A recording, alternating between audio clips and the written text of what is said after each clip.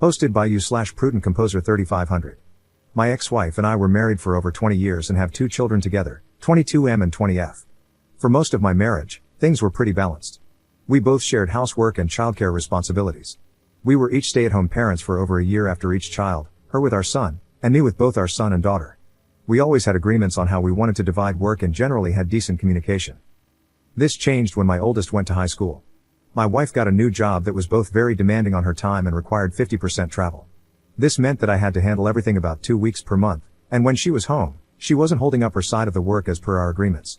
I did my best to be accommodating, and we worked through redistributing chores and housework a few times to better fit her schedule, but a lot of the work just kept falling to me. When the pandemic happened, things got worse, but I tried to just suck it up because I knew the lockdowns were temporary. Finally, when things opened back up, the situation continued to decline, and I asked to go to counseling. She missed a lot of our meetings and just didn't commit to it. At that point, I decided that I wanted a divorce. Unfortunately, it was a really tough time for the family. My son was preparing for college in person after his freshman year being remote, which was both a financial and logistical challenge. At the same time, my daughter was also struggling with depression, and I had become her main support person with my wife gone half the time.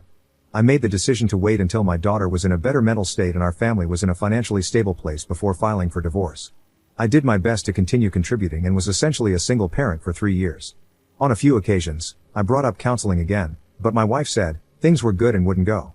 We pretty much didn't have sex during that time, and there was one summer when she essentially moved to North Carolina for 6 weeks for work. She came home on some weekends.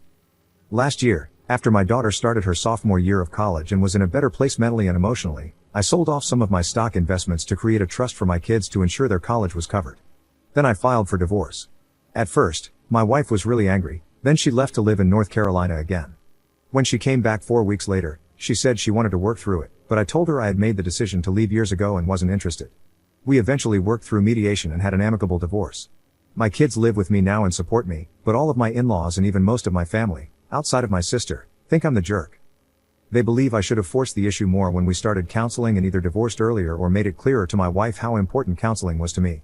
They've called me selfish, and some of my in-laws are refusing to interact with my kids when they're at my house. For example, my daughter FaceTimed her grandmother once this summer, and she hung up once she saw that my daughter was at my house. They also created a bit of a scene at my son's graduation in the spring, refusing to acknowledge me and demanding that my son choose to celebrate with them or me rather than having dinner together as a group. I encouraged my son to go with them, and we had our own celebration later, but something happened at the dinner, and my son has been living with me and is now almost no contact with them. I honestly feel like I did what was best for my kids, but now it feels like their mom's family is punishing them, and I feel like a terrible father. I admit that it might have been more mature to address the issue head-on with my relationship with my ex, but I felt that it was about more than just the two of us. Frankly, I feel like my lack of backbone years ago has made this divorce worse for my kids, but I also believe that if I had to do it again, I would still prioritize my kids over my own feelings and make the same choice. Am I the jerk here? Edit. Holy crap, this blew up. First off, thanks to everyone who provided feedback and comments. I really felt terrible, and both the positive and negative comments helped me gain a little perspective on things. I've noticed a few comments come up multiple times, so I figure it's worth addressing them here before I move on. When my wife took the job, we were doing well financially, but the job still came with a big raise. I was making about $200K, and the job she took raised her salary from about $80K to $140K.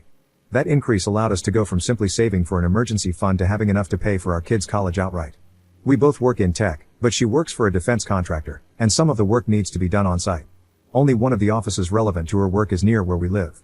When we originally discussed the job, her plan was to work in the high travel role for a while and then try to transfer to a lower travel role based near us.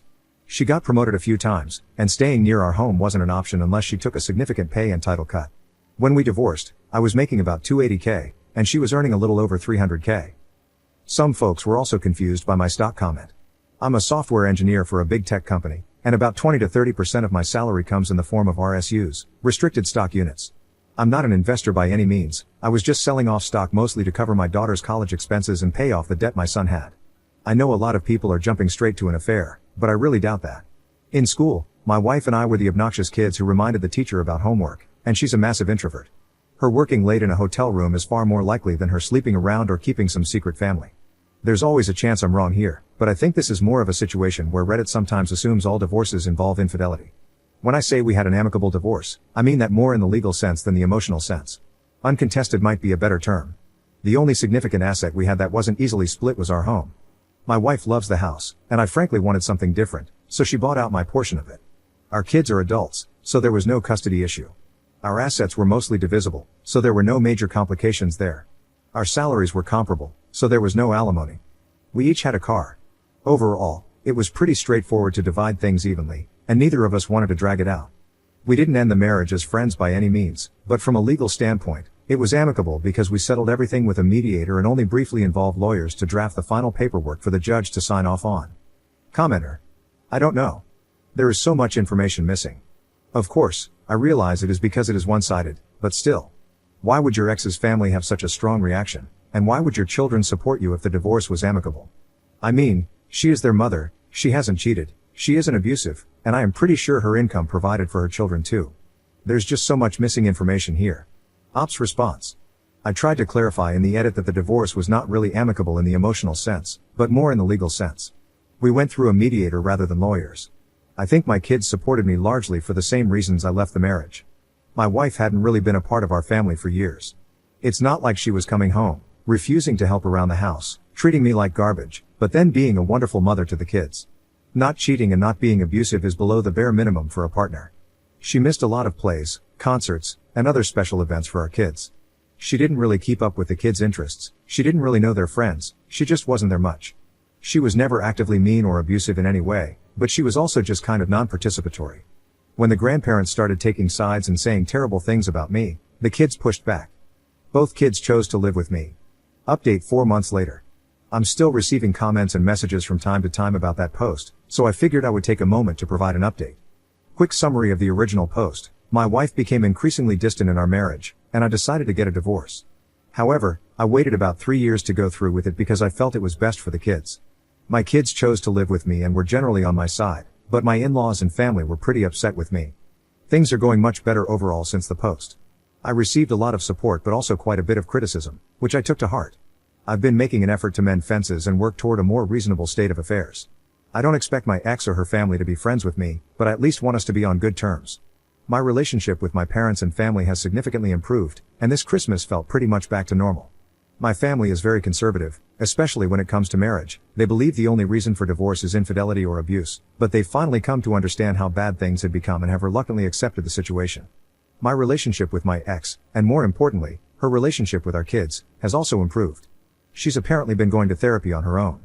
While she hasn't shared many details, she does seem much less angry about what happened. We decided to have Thanksgiving together so we could talk things through with the kids. It was a bit messy, with plenty of tears, but we managed to get to a place where we all understand each other a bit better. We all agree that I shouldn't have waited so long to go through with the divorce, but my ex and kids also said they understand why I did it. My ex-wife and I even had a conversation about dating, which was weird but surprisingly kind of nice. My ex-in-laws still think I'm a horrible person, and most of them refuse to speak to me, but they've started treating my kids better. My kids spent Christmas Eve at their place and said it went okay.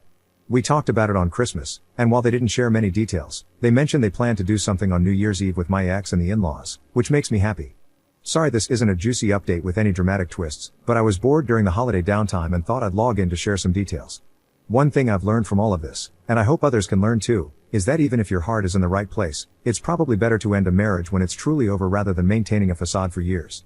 I don't regret getting a divorce, but I do wish I hadn't waited 3 years after realizing it was over.